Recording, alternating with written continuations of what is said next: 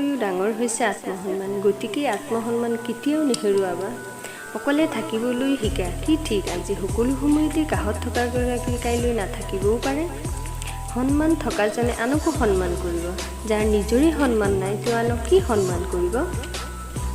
জীৱনৰ পৰা আঁতৰি যোৱাজনৰ প্ৰতি যদি হৃদয়ত ভালপোৱা আৰু সন্মান থাকে তেন্তে এদিন তেওঁক পাহৰি যাব পাৰি। কিন্তু যদি তেওঁৰ প্ৰতি হৃদয়ত ঘৃণাৰ ভাৱ থাকে তেন্তে কেতিয়াও পাহৰিব নোৱাৰি। বুজাবলৈ বহুত আছে কিন্তু বুজিবলৈহে কোনো নাই। সেয়েহে সদায় হাঁহি থাকোঁ।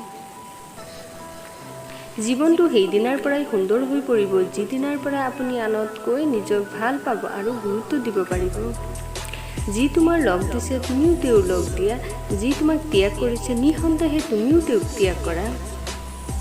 এটা ভাল সম্পৰ্ক দুটা বস্তুৰ ওপৰতে নিৰ্ভৰ কৰে, সন্মান আৰু বিশ্বাস। এগৰাকী ভাল বন্ধু হাজাৰজন তেজৰ সম্পৰ্কৰ ব্যক্তিতকৈও বহুত ওপৰত। ক্ষমা হাজাৰবাৰ কৰিবা কিন্তু বিশ্বাস এবাৰেই কৰিবা। কিয়নো সময়ৰ সোঁতত মানুহৰ ব্যৱহাৰ সলনি হ'লেও চৰিত্ৰ কেতিয়াও সলনি নহয়।